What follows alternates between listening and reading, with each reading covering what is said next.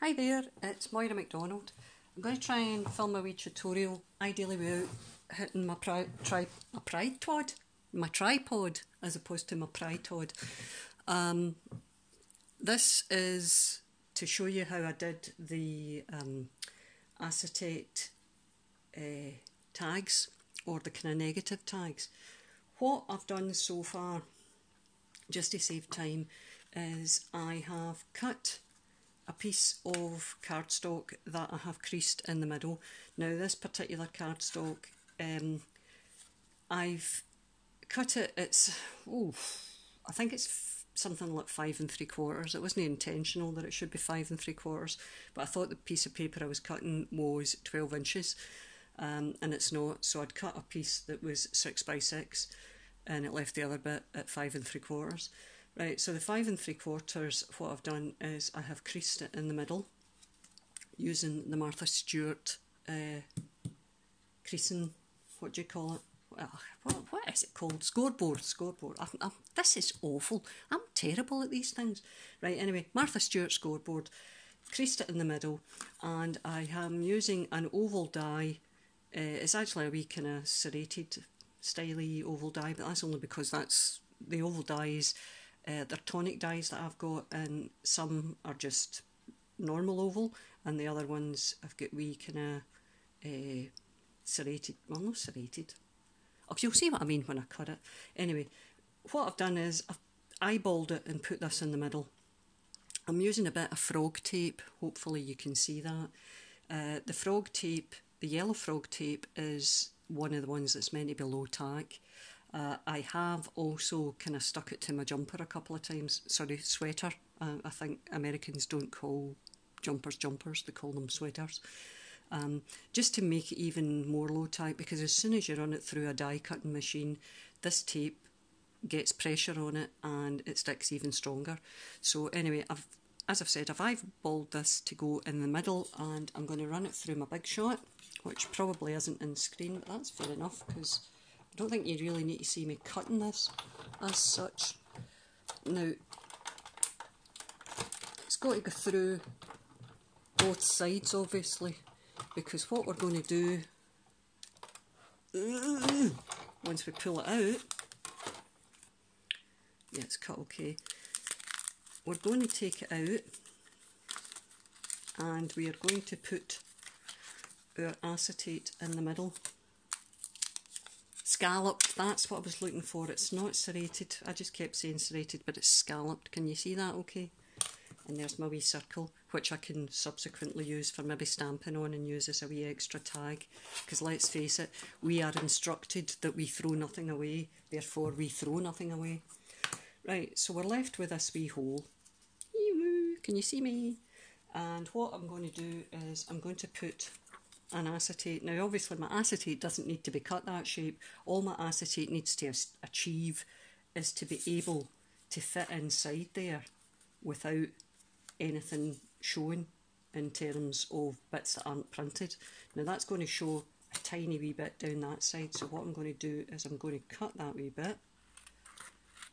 I'm hoping you can see me, because I can't tell. I'm using my phone and I can't tell if I'm in the shot or not, but I'm praying to God that I am, so that you can see. Now when you get printable acetate, it is sold as printable acetate. Just don't buy normal run-of-the-mill stuff. It's got to be printable, capable of going through an inkjet. If it's an inkjet printer, you've got it. Inkjet printer effectively prints wet ink onto something, and whatever it prints onto has to be capable of absorbing that ink. Normal acetate won't absorb. There's nothing there to absorb it onto, so as soon as you touch it, it'll just go and smear right across it. With printable acetate, you get a rough side, and it's the rough side that you print onto. I don't know what it's coated with, because I'm no scientific, but whatever it is, it holds the image.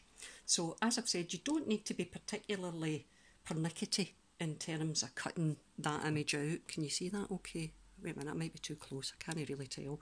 Right, you don't need to be terribly pernickety in terms of cutting that out, just as long as it will fit in your little oval aperture. You see that okay? I I don't know if I'm in shot. I'm hoping I'm in shot. Right, so I'm now going to glue it. Again, the type of glue, because you're not going to see it, doesn't really matter terribly much. I'm going to use something that's, look at that, that's very wee globular hard glue. And that sums up glue for you. Right, so you put a little bit of glue, this is probably way too much, round the edge of your aperture and round the actual tag that you're going to be sticking together. You also need to put a little bit of glue on the other side of the aperture to make sure that it's not going to come apart at any point. Oh gosh, I've got glue everywhere. Oh. Yeah, I watch Gail Agostinelli doing tutorials, and she doesn't have the degree of hassle that I have. I am just clearly incompetent when it comes to showing people things. Right, so we're going to stick that in there, making sure that you can see her, and you can tell because you can see right through. And then we're going to stick this, I've got a wheen of glue in here. That's a Scottish collective noun for a lot. And we're going to gently press it down and run my finger around it. I'm not going to exert a lot of pressure here because I know I've put an awful lot of glue in. In fact, it's seeping out the bottom. Right, so wait a minute, put a wee bit more pressure there. Effectively, that's it. We have made our tag. Obviously, beyond that, what you can do is you can cut off your corners. Just what I normally do is I have a wee manila tag that I use. You can tell it's well used because it's got wee globules of ink and everything. And I just shove it there to cut my corners off. Just hold it against the edge, and then once I've done that, use my trusty crocodile to put an eyelet in it, and that'll, you can put your ribbon through. You can also obviously, once you've done this, now I've used particularly plain card because I'm going to be sending this to somebody that's a good friend. It's the very lovely Edwina Kinch, and from here Edwina is more than welcome to stamp on these sections, and down here maybe add a wee bit of lace, even run round it with sewing should you want to stitch it. You can do anything you want beyond putting the wee bit of acetate in. Wait a minute, I'll put this behind it so that you can see the wee girl. Can you see that okay? I'm probably holding half of this out of shot, but that's it. There's nothing more to it than that. It makes it easier if you do it by just folding it, and obviously you can distress your edges with a wee bit of distressing ink once you're done as well. Hold on, I need to hold that a wee bit tighter. But that's it. That's a tag effectively made. So like I say, you get your piece of card.